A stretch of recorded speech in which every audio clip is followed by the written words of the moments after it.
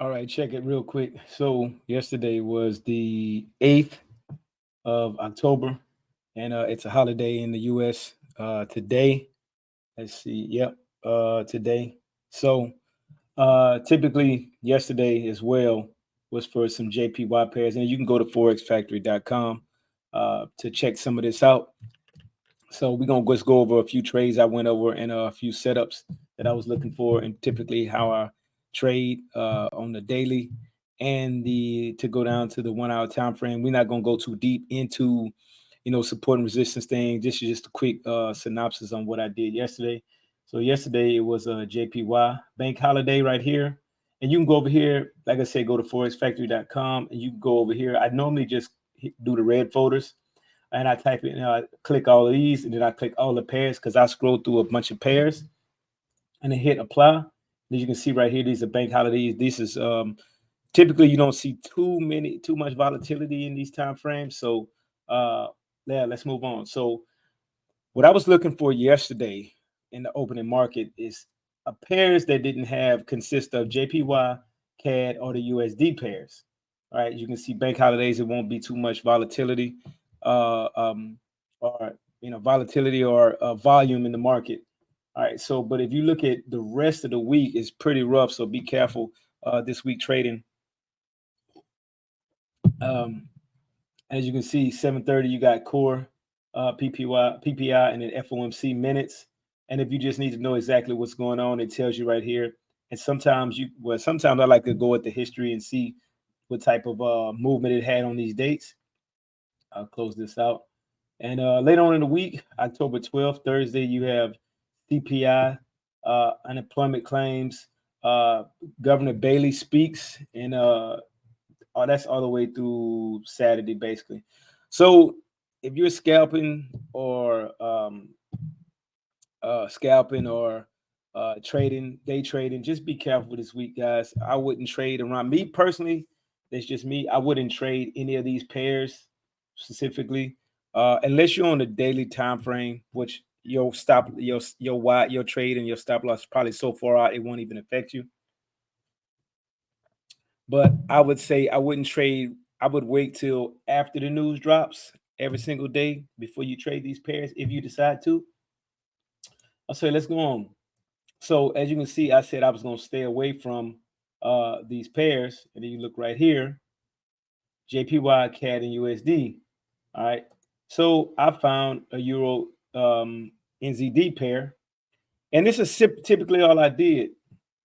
I just went through Friday's highs and lows, and let's type in there highs. And this is off the 1 hour time frame because I like to trade the Asian time frame because of my work schedule. Uh, highs, and let's go over here and clone, and this is the lows because of my daily time because of my job. So I look at the trading at this time frame around typically 9 o'clock is when I look at this right here. But this actually hit around 3 in the morning, and that's the the London time frame. So as you can see right here, it didn't do anything right here, but I marked off the highs and lows of Friday. And this morning, it broke through simple price action, broke through, bam. I went for 1 to 1, and it basically hit my TP about 50 pips on here. And another one, something you guys don't trade the Norwegian Chrome. If you do, then these are pretty good. This was a pretty good setup. The only bad thing about this around that time frame, it was a 14-point spread on the broker I had. So that's why you can see my entry is right here. So for down, but I still went 1 to 1. And like I said again, you're looking at highs and lows of the previous day. Then this is not 100% foolproof strategy. Sometimes it messes up. Sometimes the market just goes where it wants to go. But typically, what I see on Monday morning is the start of the move on Friday. I'm saying on Friday, this the start of the move, and then you typically have a breakout on Monday. And it's just what I've been noticing right here. And if you go to, and then I look at these pairs right here, I have about 59 pairs I scroll through. I can typically, like I said, I can start with Euro USD and I can just scroll. I mark off, Friday's highs and lows. That's what I do. So if you look at oh yeah, let me get out of this. All right, highs and lows. As you can see on a Monday, if it's in between here, I don't trade it. And it also USD is on a bank holiday today, so no banks open today, so I'm not gonna trade it. These are two pairs that have bank holidays. All right, next. All right, as you can see, look, highs and lows of Friday, but I'm not trading USD because bank holiday. JPY, GJ, highs, lows, still played around in there. Nothing going, nothing doing right here. You look at highs and lows, and this is just from the Asian. If you trade in the Asian or the London, coming off of on a Monday. All right, if you look at Euro GPY, highs and lows, and I typically scan through all these, as you can see right here. It's 10 o'clock. I'm not trading at this time frame anyway. In London time frame, Asian, no breakthrough. Didn't trade this pair because why? It was the USD. All right, and you can see right here, this highs and lows from Friday, nothing to do it. And typically, this is what I tell the people who the students that are in the Telegram group. I mean, not Telegram group. The students who are in the Discord. I don't trade if it's in between here. I don't trade anything in here. All right, because what I've noticed is that it doesn't have you can get trapped in between here. So if I was to trade, let's say, if I was to go this way, and as you were, let me go back, trade this way, and do a 1-for-1. See what I'm saying? Boom, boom, boom. All right. And I don't see another opportunity because I didn't see another push candle to go back this way. All right. So with that being said, that is why, again, I didn't take that trade. I was just trying to see if it was going to work. But again, JPY wasn't going to trade it in the first place because bank holiday. Right? Euro AUD, nice setup. See, as you were, definitely not nice setup. That's if you went off for this one, but I didn't trade that one. I only took those two trades. And you look right here, highs, lows, nothing to trade here, and it's 11 o'clock. I'm not trading that. Look at that. And let's keep going. You could just typically mark all these up, that Sunday, and to find that opening breakout on that Monday. This is just my strategy.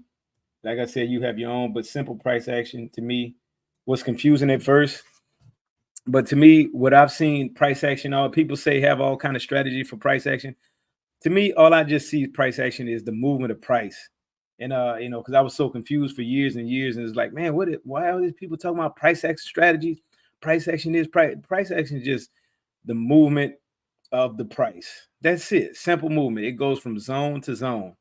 If it touches one zone, it has to go to the next zone and it'll break that zone. And typically what I've seen, if it's in a smaller zone, let's go back to here.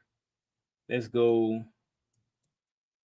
see if we can see something right here. All right, let's go. Let me do this and go from this to this. And where is this thing at? All right, and go from this to this. As you can see, highs and lows didn't do nothing here. All right, and then right here. All right, now let's go to the next day. It was the lows of Monday. Let's make it a different color. Lows of Monday. Hopefully, if you like what I'm putting down, go ahead and hit the like button. All right, and then let's go. Let's put this blue. All right, this from a different day. And let's do the highs. This was the highs again. All right. Why did I put it so high on here? Because this actually it touched right here. All right. So you can see on Tuesday, what happens? Move to a different zone. So this is Monday. So basically from Friday to Monday. So from Monday to Tuesday, it hits another zone right here. All right, that's typically what price, and you can wait for this push candle. You can go 1 to 1, and I typically, this is a strategy that doesn't work 100% of the time. Nothing works 100% of the time. But if you start to look back, you start to see it goes from zone to zone. Now, typically, sometimes, so now if you look right here, it's going to continue to push. You got up, up, but still, look. If you look right here from, let's get out of here. I'm just going to give you some examples real quick. So if you look at Wednesday, you look at Wednesday to Thursday, and then you look at, this was the high, right? You're not trading at this time frame anyway. All right. So if you look at, I didn't trade right here. So now I move this over to here, highs and lows here. Look at that. On Friday, it broke out. You just have to be patient. And also you have to be on the, because sometimes these, see, it broke out at 2100. You just have to know the pair that you're trading and the time frame. Okay, let's move on to here. Let's move over here because AUD CAD. So that was an Asian pair that we were looking at. Just simple price action, guys. Just be patient and it'll come to you. All right. And I was one to have all these indicators on there. And from time to time, I put a 50 EMA on there on the daily time frame. And then this one is the actual one, the day indicator. It's just to show me what day I am. So I don't have to be scrolling down here looking at the day. And then sometimes I use the Darvish box, whatever the case may be. All right, so and go from there. So if you need this daily indicator, let's go. You go to indicators and you go TG FX day indicator by Ray Vaughn FX, and it just basically, it's not really an indicator. I guess it's an indicator, but it's more of a, hey, where we at, what day we are type thing. All right, so if you look right here, again Friday, all right, and the lows right here, but we're not trading at 9 o'clock on EuroCAD anyway.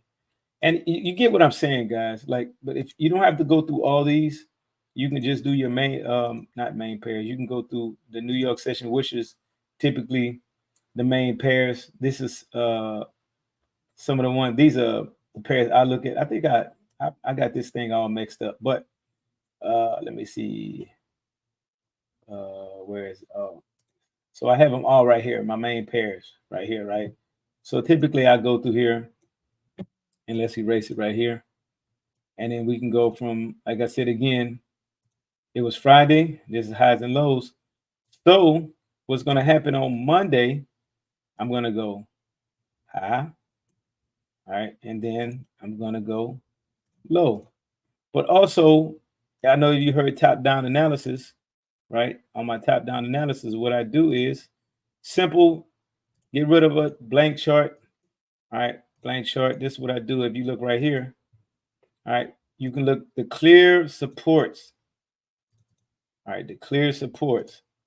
That's what I only look at. All this other stuff is for the birds. All right, you can look support. All right, and you can see a little support right here, but you have a clear support right here. All right, you can see it's coming back up here. And so we in the zone. So I won't take any buys until it breaks above here, and it goes a little bit slower. But if you go down to the daily time, right here, you see you can mark it up on the 4 hour. All right, mark it up on the 4 hour. This is a clear and support right here. All right, you can see he's playing around in the zone. Now let's go to the 1 hour. As you can see right here, see how we did this? So right now, I'm not taking any trades inside of here. All right, let's go. I'm not taking any trades inside of here. Why? Unless, all right, I see, let's see. Let's see if we can do this. Unless I see, oh goodness, let's move this, extend right and make this yellow. Let's make it blue. And let's make the background, let's make it red for a down candle. All right, so you can see right here. Let's try that again. Unless I see a candle. Why ain't it, oh, background red. Oh, here we go. And I see a wick. All right. Oh, I see a long wick. Oh, let's make this red. All right, and let's make this. All right, I see this candle right here, and I see this long wick come up and push back down, and then I would take it, back down here, because it basically went up, did whatever it had to do above this line, and came back down, and I would have made it 1-for-1 easy jump in, and then I probably would have just took it all the way down here for the rest of the week. All right, pretty simple and plain. Okay, support resistance is key to your survival in this market. All right, it's not 100%, but you also have to follow the news. That's the biggest thing. Is I want to tell you about. Yeah, and watch CNN or watch. I don't have any websites to give you on that, but I just watch regular news, and then I watch my Forex Factory. So hopefully that give you a little insight of what I look at. So this week, let's go over Euro USD, and if you look at this, let's go to the daily time frame. Right. Clear supports. All right, so we have a clear one right here. All right, let me do this so that way. All right, let me do this and extend right. All right, clear supports. If you look right here, we'll do this because this is on the daily time frame. As you can see, this is all supports. All right, we'll do clear support right here. And let's go down to the 4-hour time frame. All right, only doing clear supports or resistance. Clear support and resistance. Look at that. Clear. All right, as you can see right here, we go down to the daily. Look at that. And then we can go even further, of course, because now let's put our daily indicator in there. So this was Monday. So what I do inside of here is this, just to break it down a little bit more. All right, so if you look right here, this is Monday, right? All right, I mean Friday. So this is Monday. You see, I didn't trade. It didn't break any highs and lows. So this afternoon, I'm going to do this. Boom. All right, you can see right here. So if it breaks out this way, now, like I said, everything's not 100% because it could break out this way. It wick, take some orders, do whatever it has to do, and it come right back up here, back on this uptrend, or either, since as a whole, let's go back up here. We're on the downtrend, all right?